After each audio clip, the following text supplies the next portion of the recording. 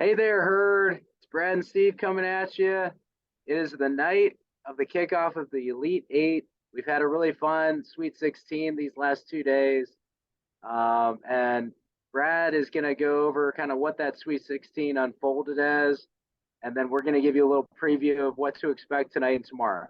So, Brad, how did the Sweet 16 unfold for you? Well, I mean, for me, the theme of this entire tournament has been upsets. And so, night one, you had Gonzaga over UCLA. That was a 2 and a 3, but still, that was a fantastic game. And then the Michigan State, Kansas State. Now, Kansas State was the winner of the game, but in our algorithm, Michigan State was actually the favorite. And so that was a weird one because Michigan State was a 7 seed, but that was an amazing game that went into overtime. But then you had UConn over Arkansas. That was the only game that was just utter domination. But the big surprise was Florida Atlantic over Tennessee. And FAU has just been ripping through this tournament. I mean, that has been super cool. It's a small school. It's a 9 seed. They're in the Elite Eight. I'm really rooting for them to win. I don't think I picked them, but I would prefer just for the win more than anything else. Then the next night, you had the 2 number 1 seeds go out. You had San Diego State take out Alabama, which I think Alabama was the top overall seed and was a team that everybody expected to kind of win it. So for a 5 seed, and San Diego State has also been ripping through the tournament. As a 5 seed, you just don't see that often.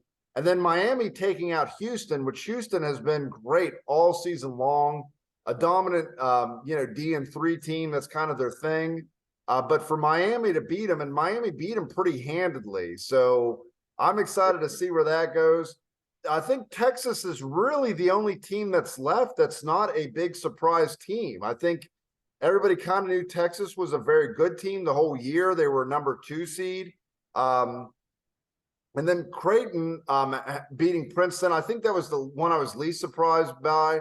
Creighton is kind of who I'm hoping personally wins the whole thing. I would like to see them or San Diego State or FAU. It'd be nice to see a team that was a lower seed that's just a surprise that's been playing good basketball.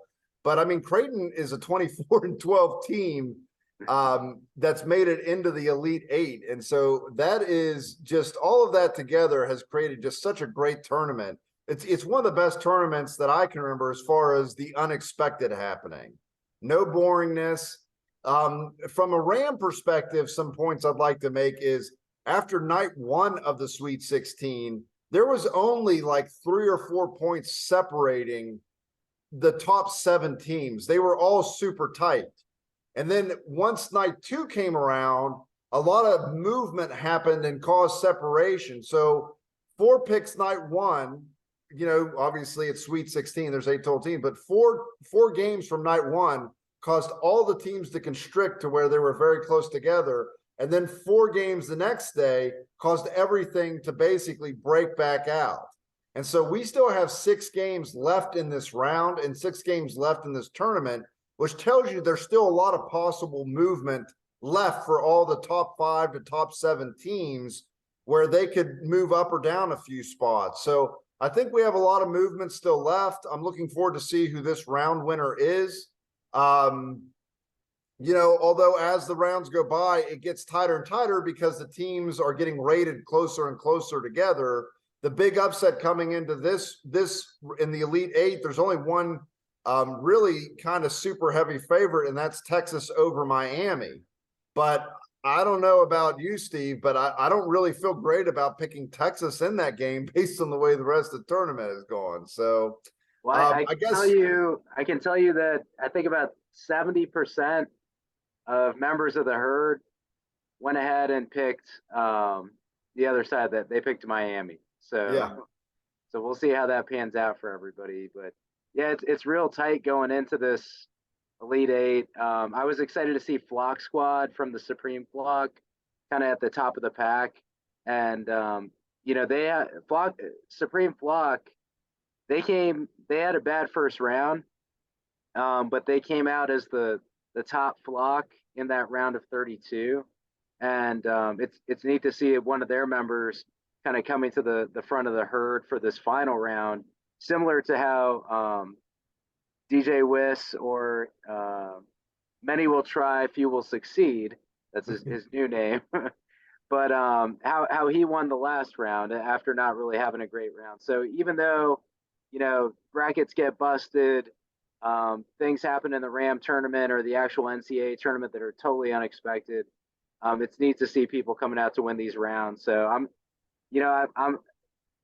I'm secretly rooting for bench warmers just because they are still at the overall top of the pack.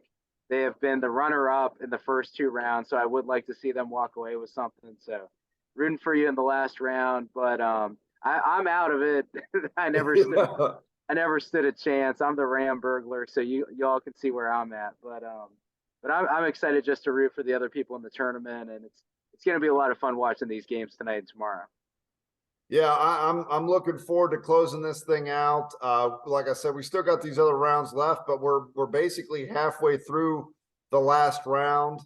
And I don't know. I'm just excited. I'm excited for the games. I'm excited for the way the tournament is gone.